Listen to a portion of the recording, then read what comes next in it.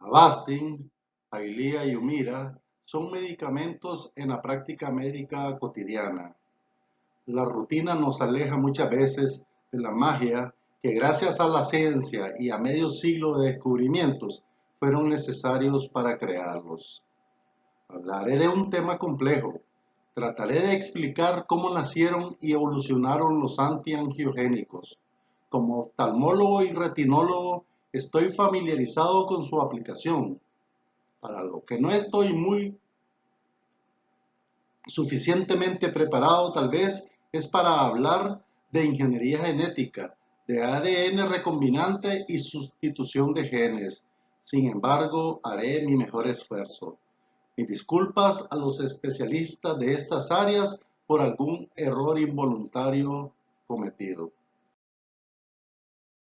La historia de la antiangiogénesis como tratamiento en el control de las enfermedades se remonta al año 1908, cuando el doctor Paul Ehrlich, considerado padre de la quimioterapia, propone la teoría del Magic Bullet, o sea, crear una sustancia que pueda entrar en el organismo, destruir el patógeno sin dañar al organismo mismo, o sea, al cuerpo.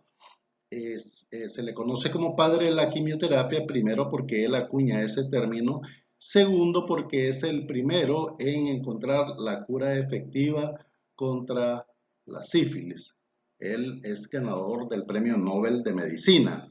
En el año 1971, el oncólogo norteamericano, profesor de Harvard, el doctor Judah Folkman, se le conoce como padre de la angiogénesis porque entre sus estudios él descubre o comprueba que los tumores son dependientes de la estimulación de los vasos sanguíneos y si se inhibe este crecimiento, la angiogénesis, por lo tanto se podría controlar el crecimiento del cáncer. Para 1975, los doctores Kohler y Milstein logran fusionar las células de un mieloma, que es un tumor que crece indefinidamente, con la célula del linfocito B, que es el que produce los anticuerpos, y crean el hibridoma con características de ambas células predecesoras. O sea, que el hibridoma crece indefinidamente y produce anticuerpos. De esta manera logran crear los primeros anticuerpos monoclonales. Para 1989, el italo-norteamericano Dr. Napoleón Ferrara aísla la molécula X, que para ese entonces se sabía que era la causante de estimular la angiogénesis, y la nombra factor de crecimiento endotelial vascular. Logra secuenciar sus genes y logra clonar la molécula. Continúa trabajando para la empresa Genentech de la Roche, y así en 1993 él junto con sus colegas crean el primer anticuerpo monoclonal contra el factor de crecimiento endotelial vascular, el bevacizumab.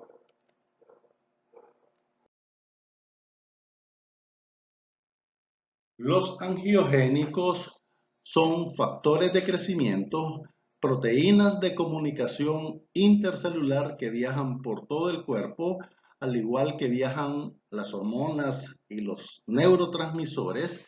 Son muy importantes para producir la homeostasis del organismo. Sin embargo, se encuentran participando también en múltiples enfermedades, en enfermedades en las cuales están sobreexpresados, o sea, se encuentran en exceso, causando muchas enfermedades, y también en enfermedades donde hay déficit de ellos, donde hay disminución de angiogénicos. Por ejemplo, en las enfermedades donde hay exceso de angiogénicos son el cáncer, hay múltiples tipos de cáncer. En varias enfermedades oculares existen elevados los angiogénicos, en la aterosclerosis, en los hemangiomas, en muchas enfermedades dermatológicas y la psoriasis, en muchas enfermedades inflamatorias y autoinmunes como las enfermedades reumáticas.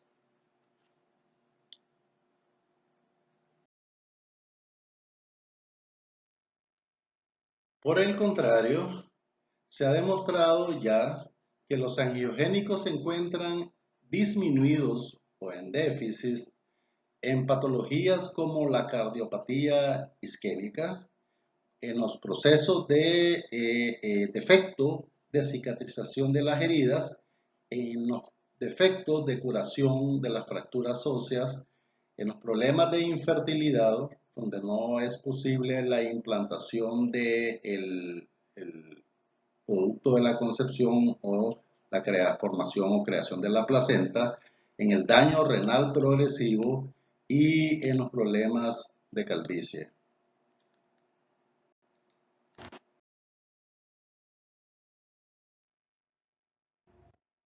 Como ya expresamos, los angiogénicos como factores de crecimiento logran una respuesta activando receptores que se encuentran en la membrana celular, y esta activación lo que va a hacer es activar unos tirosinquinasa, y al activar la tirosinquinasa dentro de la célula va a producir una activación de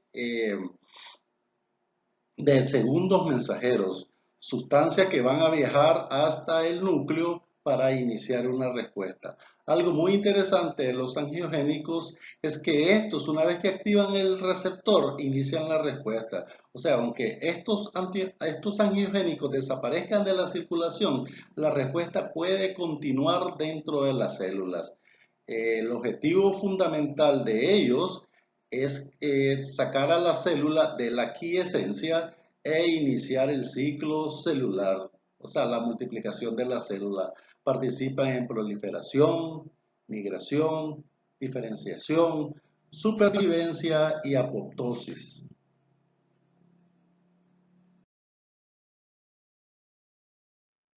De la gran familia de los angiogénicos, el más importante es el factor de crecimiento endotelial vascular. Este a la vez tiene varios miembros de una subfamilia, como son el factor de crecimiento endotelial vascular A, el B, el C, el D y el factor de crecimiento derivado de la placenta o PGF. De todos ellos, el más importante es el VEGF-A, el factor de crecimiento endotelial vascular A. Al mismo tiempo, este tiene varias isoformas, desde la 121 a la 206. A medida que va aumentando la numeración, los dominios, esos son los dominios, tienen mayores características, mayores capacidades para unirse a diferentes receptores, etc.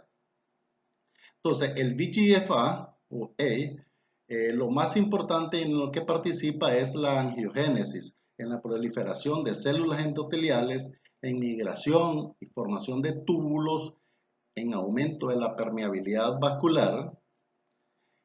Participa en la homeostasis vascular, promoviendo la supervivencia de las células endoteliales y aumentando la integridad de los vasos sanguíneos. También produce una disminución de la presión arterial al aumentar la producción de la prostaciclina y el óxido nítrico. Estas sustancias, al aumentarse, lo que hacen es disminuir la respuesta de los vasoreceptores. Y por último, el VEGF-A en la médula ósea lo que hace es aumentar la hematopoiesis y la mielopoiesis.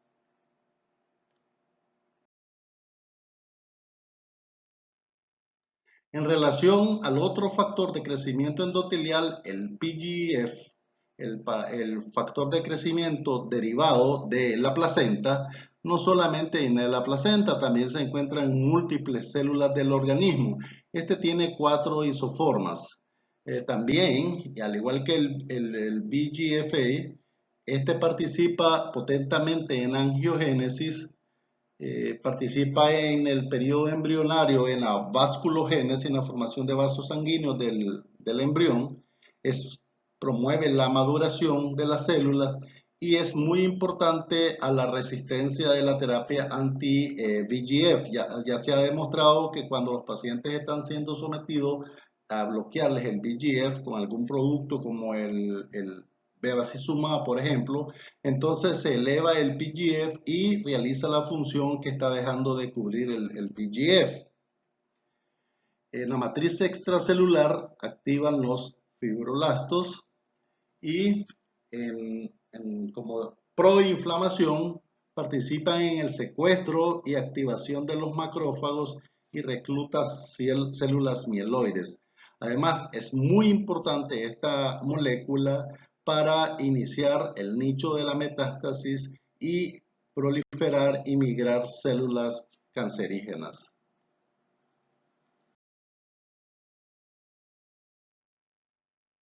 Así como, por ejemplo, se complementa la llave con el candado, así se complementan los angiogénicos con sus receptores. Existen varios tipos de receptores. Los más importantes, el VEGF, el R1, es el principal receptor que activa el factor de crecimiento derivado de la placenta. Al activarse, activa la metaloproteinasa importante en la matriz extracelular. Su activación produce migración y diferenciación de monocitos, además que participa en reclutamiento de células progenitoras endoteliales y participa activamente en la invasión de células cancerígenas. El segundo receptor, el VEGF, el R2, es el principal receptor del factor de crecimiento endotelial vascular A. Participa en la migración y proliferación de células endoteliales, además que su activación participa en la dilatación y en la permeabilidad vascular. También la activación de este receptor promueve la mitogénesis. Además de los receptores, existen los correceptores como el neuropilin 1 y 2. El neuropilin 1 y 2 son, estos al activarse no producen fosforilación, o sea que no activan la proteína quinasa. El 1 se encuentra en el endotelio arterial y el 2 se encuentra en el endotelio venoso y linfático. Y en términos generales, la activación de los neuropilin como correceptores lo que hacen es potenciar los efectos del receptor 2, del VEGF-R2. Y el otro correceptor, también igual de importante, son los receptores de la heparina que se encuentran en la matriz extracelular. El activar la heparina participa en la transmigración leucocitaria, en el anclaje, adhesión y activación de los leucocitos. En resumen, el efecto de cada uno de esos receptores no se da de manera aislada. Va a depender de cuántas sustancias estén actuando al mismo tiempo, sobre qué receptores están activando para saber qué tipo de respuesta se va a obtener. Aprovecho esta foto para mostrar que los receptores tienen en la parte externa de las células 7 dominios. Lo menciono porque más adelante lo vamos a necesitar. Vemos, por ejemplo, que el factor de crecimiento endotelial vascular A activa principalmente el receptor 2, pero también activa el receptor 1. El PGF y el factor de crecimiento endotelial vascular B actúan solamente sobre el factor 1 predominantemente. Ellos pueden actuar todos ellos sobre los cofactores neuropilin 1 y 2 y los factores de crecimiento A, el E, el F, C y D pueden estimular o activar lo que es el receptor de heparina, sobre todo las formas más altas de estas sustancias. Por el otro lado, desde el punto de vista del efecto del receptor, para la formación de los vasos sanguíneos es muy importante que activen los receptores A, el B, el PGF y para la formación de vasos linfáticos lo que son principalmente los VEGF, C y D. El considerar bloquear la angiogénesis para el control de las enfermedades fue la piedra angular en el desarrollo de la medicina moderna. Escoger los anticuerpos como los emisarios de ese tratamiento fue el golpe de gracia. A continuación, hablaré acerca del proceso para desarrollar la clonación de los anticuerpos monoclonales. Los anticuerpos monoclonales se crearon inyectando al ratón con un antígeno. Después se le extrajo los linfocitos B, que son los que producen anticuerpos. Estos se unieron con un mieloma que tiene la característica de crecer indefinidamente y el resultado fue una célula mixta llamada hibridoma. Después este hibridoma se cultivó y de las diferentes células de hibridoma se pusieron en diferentes placas y a cada una de las placas se expuso con el antígeno original que se inyectó al ratón, y el que hizo la reacción antígeno-anticuerpo quiere decir que ese es el hibridoma que está produciendo el anticuerpo específico. Entonces se aisló, se multiplicó el hibridoma y este comenzó a crear anticuerpos de una misma clase, o sea, monoclonales. Después estos anticuerpos se purificaron, se aislaron, se purificaron y esa es la producción de los anticuerpos monoclonales.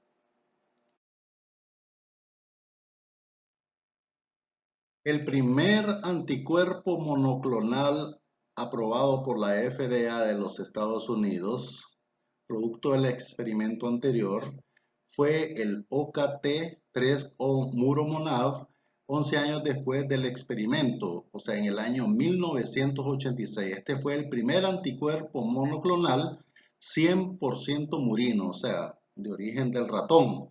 Esto lo que hace es que se llega a unir al complejo de linfocitos T con CD3 y produce una inactivación del complejo y una apoptosis de esta sustancia.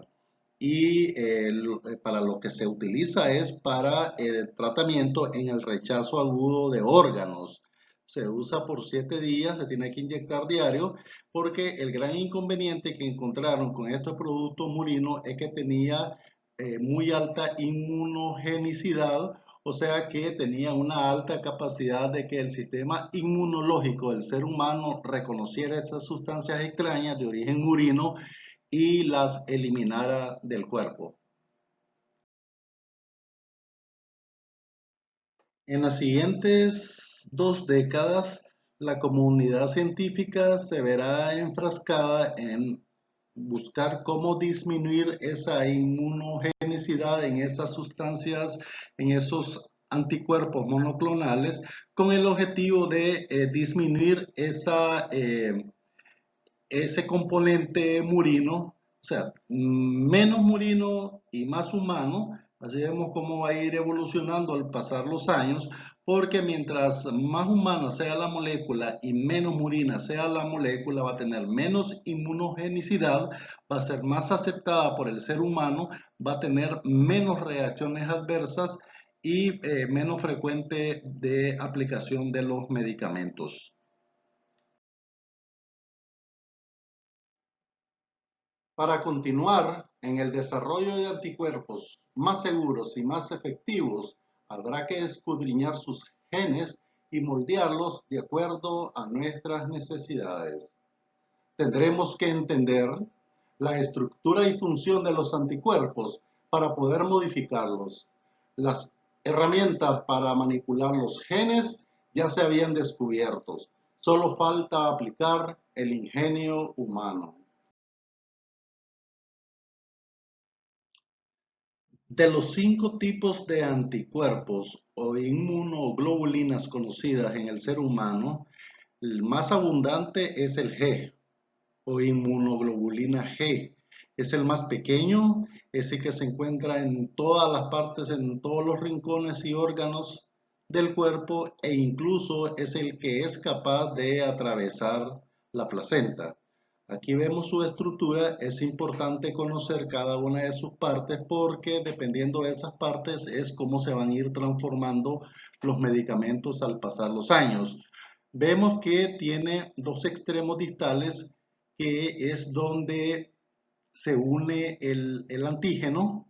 Tenemos un extremo proximal que es con el que el anticuerpo se une a su receptor.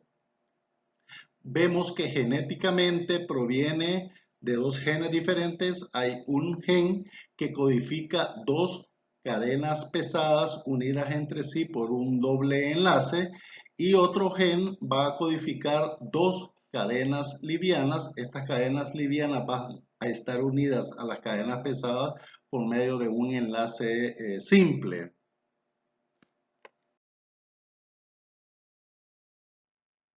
Funcionalmente se reconocen dos segmentos. Los segmentos, el segmento FAB, cuya función es reconocer al antígeno para unirse a él, y el segmento FC, cuya función es reconocer al receptor para unirse al receptor e iniciar la respuesta. Estructuralmente se reconocen dos regiones. La región constante, que se llama así porque tiene la misma secuencia de aminoácidos en todos los anticuerpos de la misma clase. Por ejemplo, la inmunoglobulina humana G1, independientemente del antígeno al cual se va a unir, tiene la misma región constante. Por el contrario, tiene dos regiones variables que son muy individuales y van a depender del antígeno que las creó.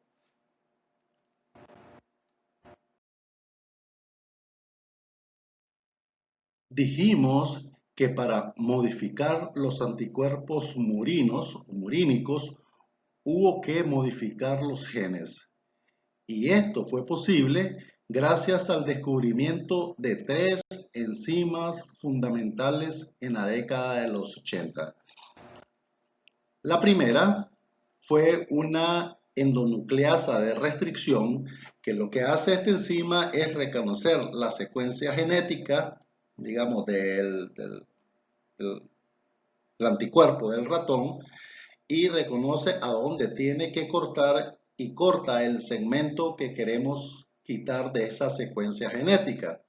Y una segunda enzima llamada la ADN ligasa lo que hace es pegar el extremo 5 de un polinucleótido al extremo 3 del siguiente. Una vez que se tiene el nuevo gen con las nuevas características, lo que se hace es producirlo de manera industrial, clonándolo por la técnica del PCR con la tercera enzima que vamos a hablar en la siguiente diapositiva.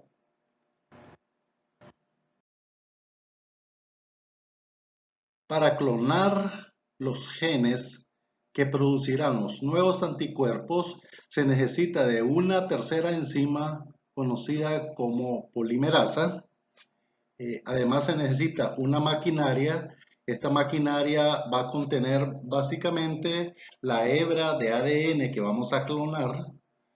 Va a necesitar los nucleótidos, que son los bloques, digamos, que vamos a ir agregando.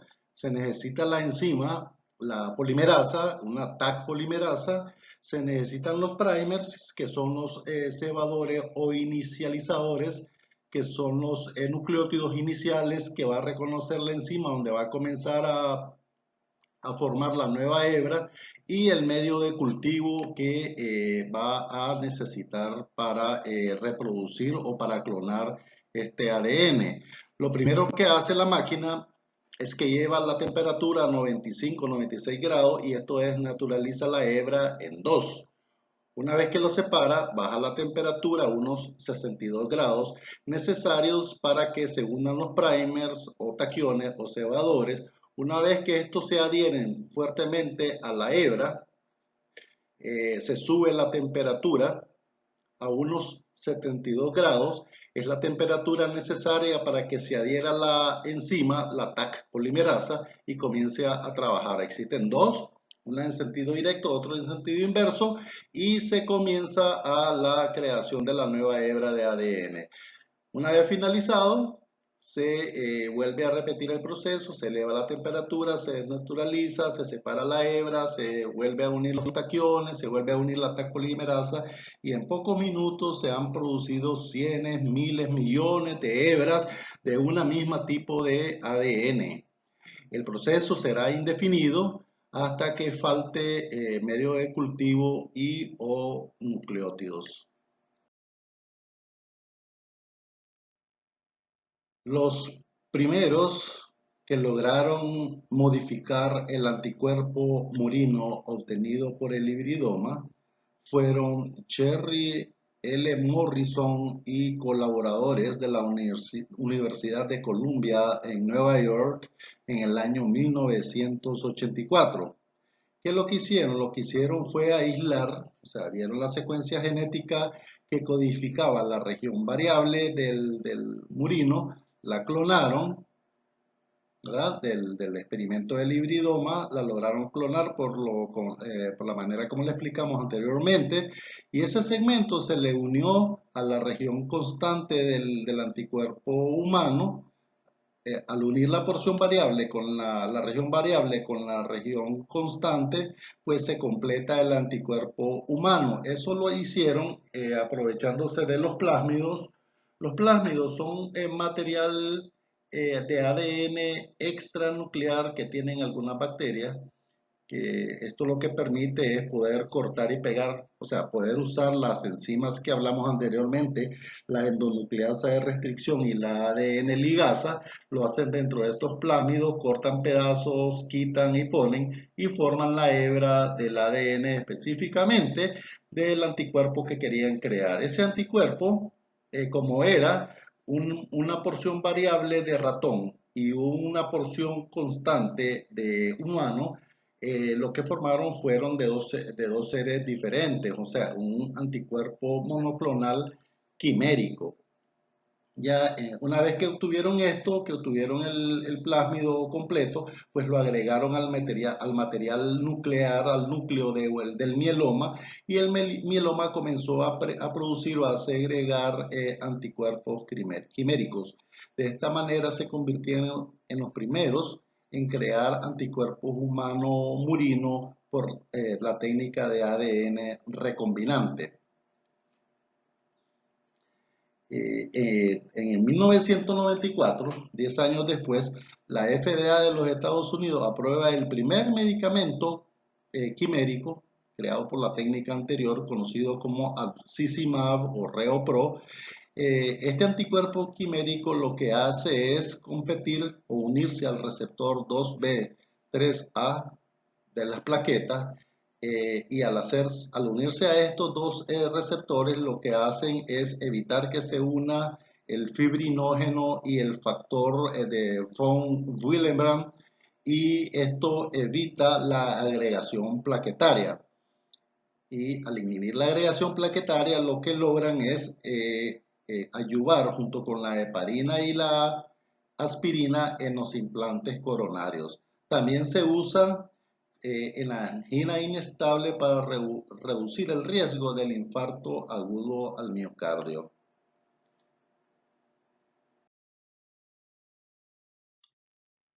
Esta primera gran hazaña de la clonación de genes utilizando la técnica del ADN recombinante logró disminuir la inmunogenicidad considerablemente, ya que el anticuerpo murino, que era 100% murino, lo llevó a un 35% murino, que era lo único que conservó, que era la región variable, y un 65% se le introdujo el anticuerpo humano. Esto pues disminuyó no solo la inmunogenicidad, sino las posibilidades de que no vayan a haber tantas complicaciones y la frecuencia de aplicación de los medicamentos. Veremos más adelante que esto no fue suficiente, que hubo que disminuir esa inmunogenicidad aún más. Para poder explicar el próximo gran paso de la ciencia en creación de nuevos medicamentos, de nuevos anticuerpos, necesito ahondar en las características funcionales y estructurales del anticuerpo. Cuando nosotros vemos las regiones variables, que es la que está en esta foto en amarillo, recordemos que estas fueron las únicas que fueron conservadas en la creación de los anticuerpos quiméricos. El resto era de origen humano. Entonces, estas regiones variables existen, son cuatro. Son una región variable que corresponde a la cadena liviana, o sea, dos de cadena liviana, dos de cadena pesada, y se complementan entre ellas una variable liviana con una variable pesada y así igual al otro lado. Ahora, entre ellas forman una estructura como de cerradura, son tres asas en cada una. Entonces, si nosotros venimos y vemos una cadena liviana por dentro y la analizamos,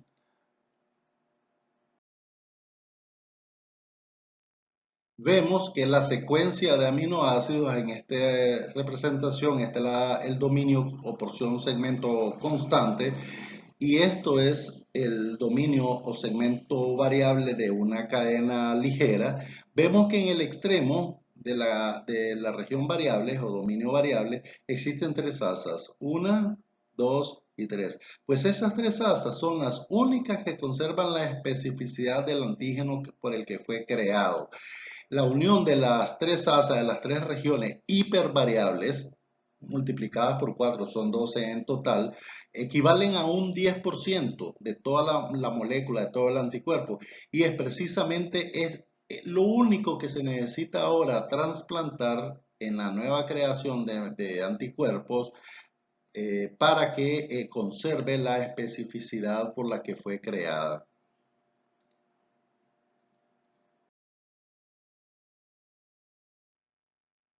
En 1986, Peter T. Jones y colaboradores de la Universidad de Cambridge del Reino Unido logran injertar las regiones hipervariables de un anticuerpo murino a el anticuerpo humano, conservando la especificidad original del ratón. El proceso actual se hace pero asistido por computadora utilizando una técnica que se llama ingeniería de proteínas.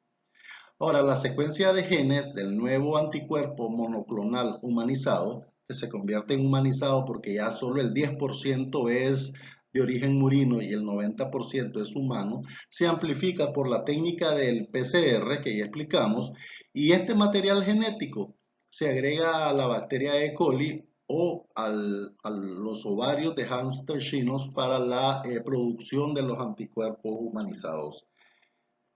Así, 11 años después, en 1997, la FDA de los Estados Unidos aprueba el primer anticuerpo monoclonal humanizado conocido como Cenapax, que es el Daclizumab. Es un antagonista de los receptores de interleucina 2. La interleucina 2 participa en el sistema inmunológico, activando los linfocitos T y estimulando la producción de los linfocitos B para la producción de anticuerpos.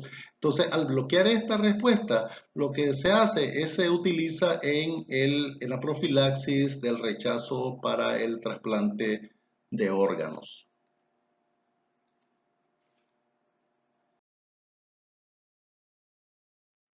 El mismo año 1997 en que la FDA aprueba el Cenapax, la Genentech de los Estados Unidos logra humanizar el primer anticuerpo monoclonal contra el VEGF. La FDA lo llega a aprobar en el 2004 como coadyuvante en el cáncer colorectal. Lo que hace el bevacizumab o Avastin es que atrapa en la circulación al VEGF, al factor de crecimiento endotelial vascular, y al unírsele a él, lo que hace es que lo inactiva y evita que vaya a unirse a su receptor para que éste no vaya a inducir la respuesta que hace el factor de crecimiento, o sea, la formación de nuevos vasos, lo que es este aumento de la permeabilidad vascular, lo que es el crecimiento de células cancerígenas, etcétera, etcétera. Para los ojos, eh, se está utilizando el Avastin desde el año 2005, sin embargo, este jamás fue aprobado, o sea que se usa off-label. Pero sin embargo, la FDA de los Estados Unidos no lo prohíbe.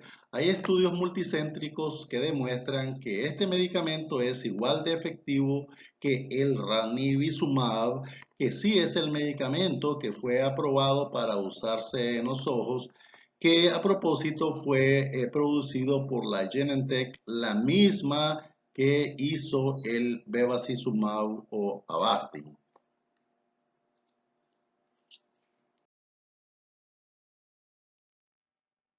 Si la inmunogenicidad ha sido el problema, por crear anticuerpos de origen murino, rediseñar la estrategia de creación de antiangiogénicos puede ayudar.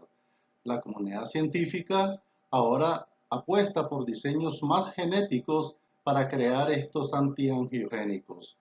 Utilizan proteínas de fusión diseñadas. La primera proteína de fusión recombinante creada para el tratamiento de los ojos es Eylea o aflibercept.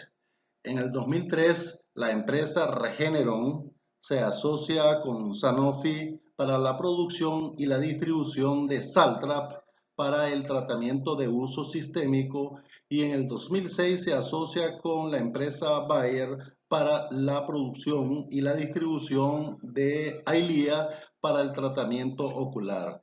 Esta molécula, el aflibercept, está compuesta por el segmento Fc del anticuerpo de la inmunoglobulina G humana con el receptor o el dominio 2 del receptor 1 y el dominio 3 del receptor 2.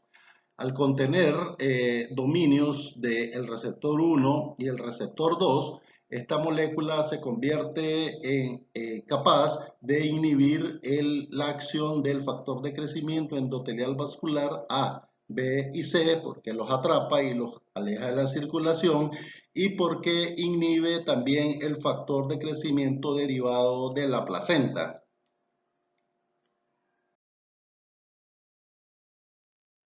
Una molécula bastante similar, el Convercept, de que es originaria o hecha en China, se llama, bueno, Convercept, se parece bastante a la Aflibercept. La diferencia, bueno, en principio igual en que es el segmento FC de la antiinmunoglobulina G humana, pero y también que se une el dominio 2 del receptor 1 y el dominio 3 del receptor 2. Adicionalmente, lo que tiene es el dominio 4 del receptor 2. Entonces, al tener un dominio adicional, lo convierte en una molécula no solo más pesada, sino en una molécula más potente, en una molécula de mayor acción y una molécula de mayor duración. Los estudios Phoenix y Aurora demostraron, en fase 2, demostraron una ganancia de hasta 15 letras en el brazo de 2 miligramos de aplicación, lo que demostró ser no inferior a la aflibercept. Los estudios PANDA 1 y 2 de fase 3 que se están realizando a nivel global finalizarán en el 2022, y hasta entonces vamos a saber en realidad si esta molécula es similar a la aflibercept o si es superior.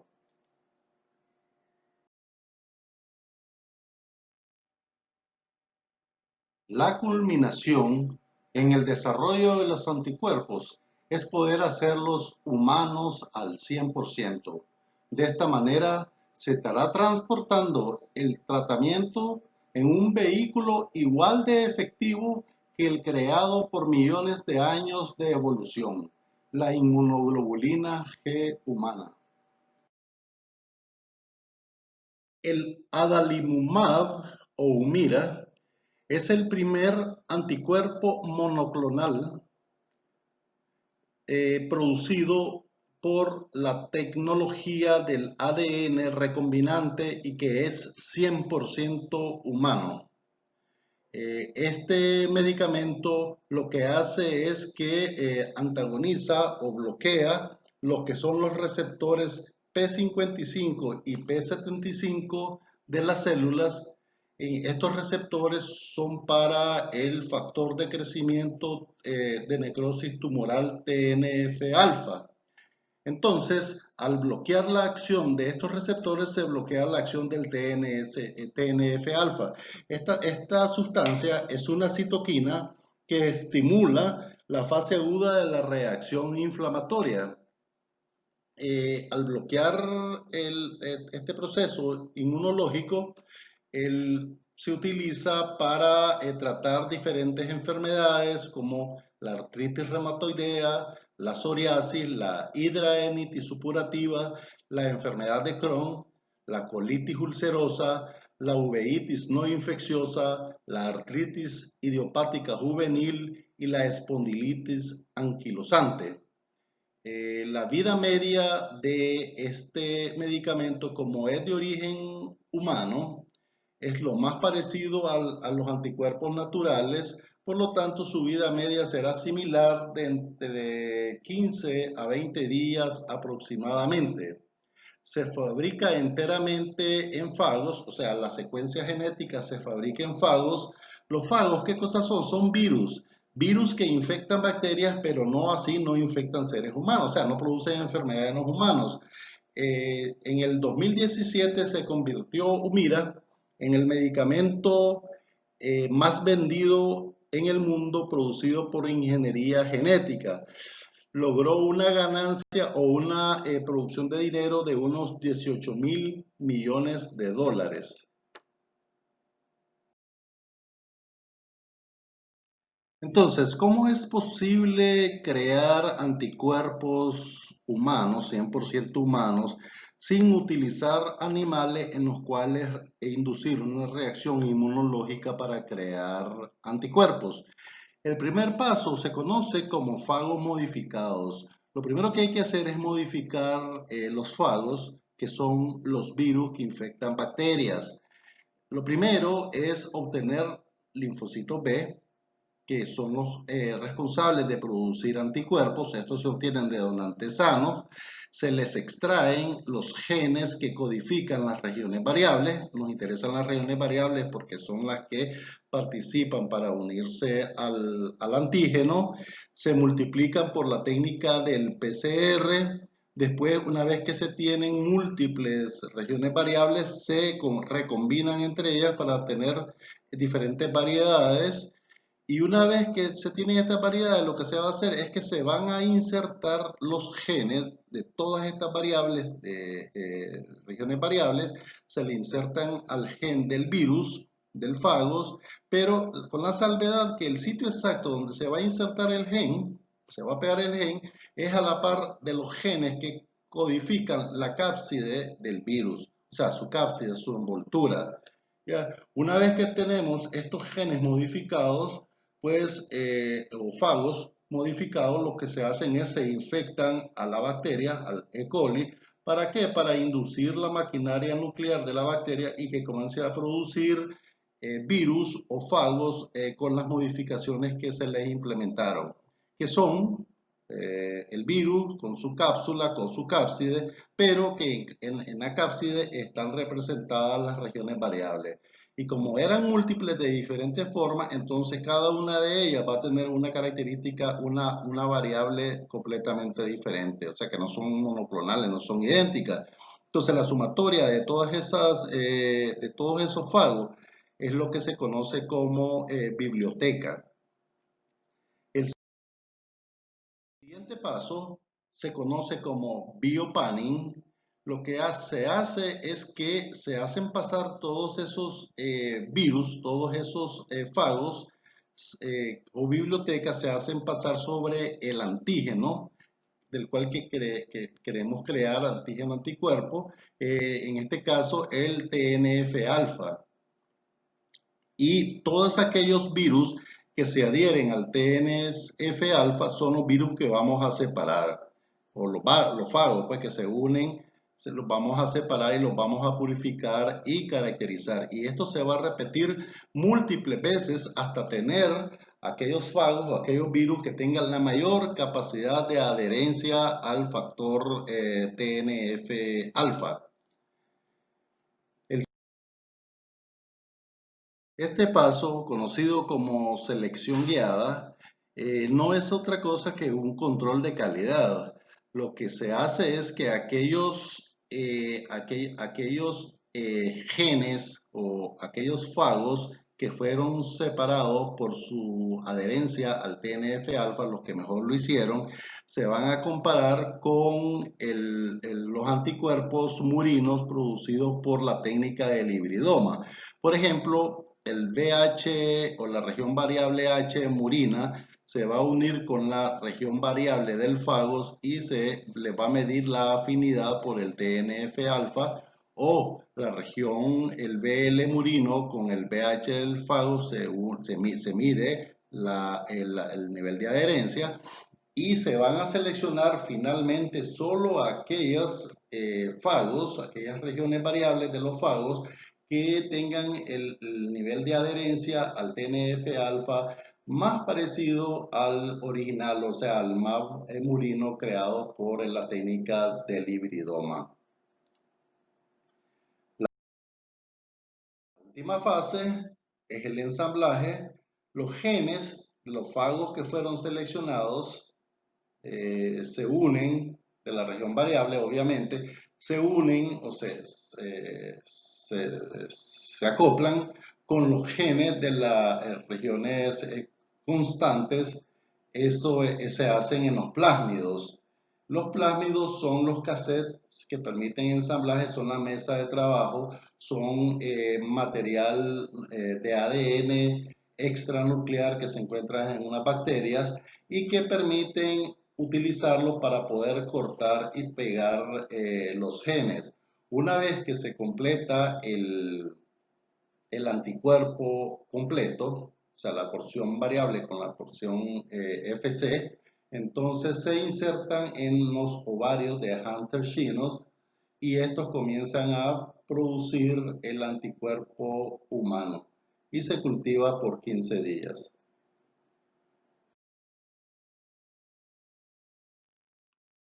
Por otro lado, si analizamos todas las moléculas, todos los anticuerpos monoclonales que han sido creados independientemente de sus características estructurales y funcionales, y todas las proteínas de fusión, al mes de abril del 2017, vemos que aproximadamente la mitad de todas ellas, 400, son para el ramo de oncología. En segundo lugar, 167 para las enfermedades inflamatorias y autoinmunes y 37 para las enfermedades infecciosas. Para oftalmología han sido creadas 19 moléculas, por lo menos que se encuentran en estudio o ya fueron aprobadas. Por otro lado, en relación a las fases en que se encuentran, vemos que la gran mayoría, 2/3 partes de estas moléculas se encuentran en fases iniciales. Eso lo que demuestra es el auge reciente en el desarrollo de esas moléculas. Aquí en este gráfico están representadas en amarillo. Vemos, por ejemplo, en oftalmología que 19 moléculas se encuentran actualmente en etapas iniciales, perdón, 15 moléculas se encuentran actualmente en fases iniciales de la 1 y 2, 2 moléculas se encuentran en fase 3 y 2 moléculas o medicamentos ya fueron aprobados por la FDA para el uso en los pacientes.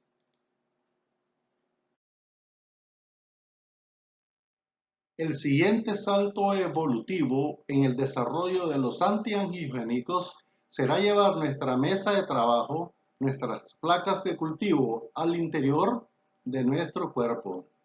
La tecnología ya es capaz de desarrollar los anticuerpos monoclonales in vivo, es decir, adentro de nuestro cuerpo humano.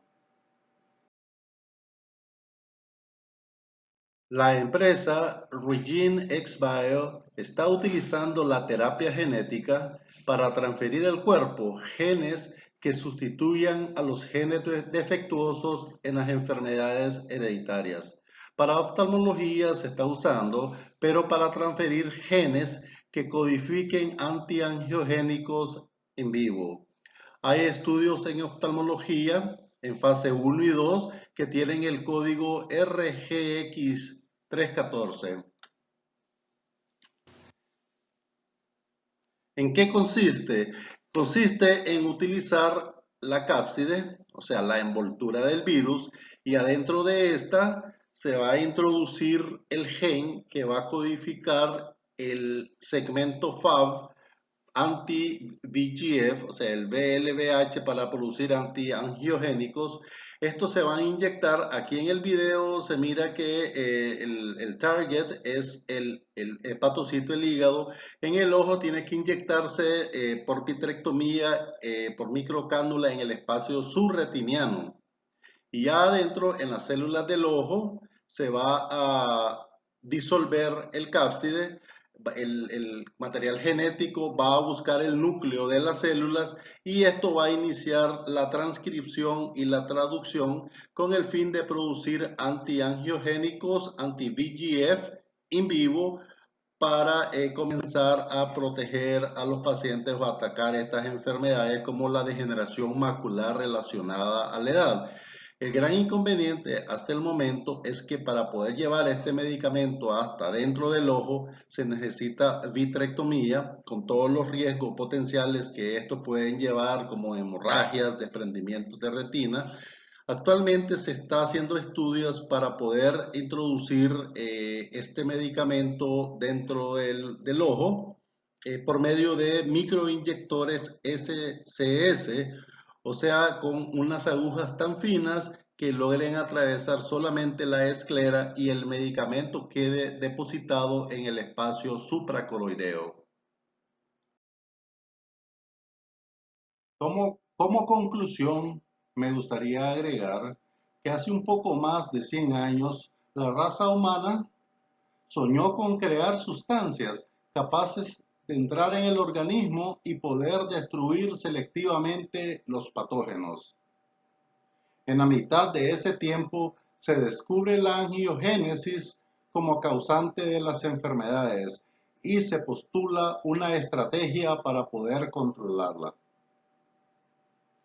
Se crean anticuerpos, clonan y modifican genéticamente para transportar las moléculas que puedan restablecer la salud. Casi un centenar de anticuerpos y proteínas de fusión han sido desarrollados, todos excepcionalmente únicos. Más de 700 moléculas están actualmente en diferentes fases de investigación. Aprendimos a dirigir lo que nos daña, las citoquinas, genes, anticuerpos, bacterias y virus, y los convertimos en tratamiento. Había que buscar en el código de la vida los genes para comenzar a encontrar respuestas a enfermedades en otrora incurables. Muchas gracias por su atención.